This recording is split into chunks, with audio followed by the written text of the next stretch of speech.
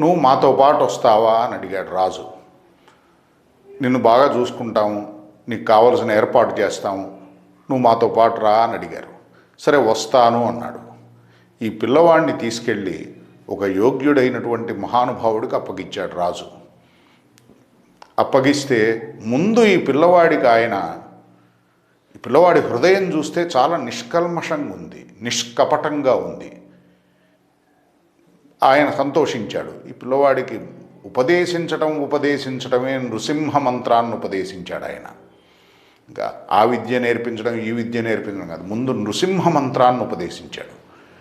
నృసింహ మంత్రాన్ని నిరంతరం జపించేవాడు శ్రీధరుడు.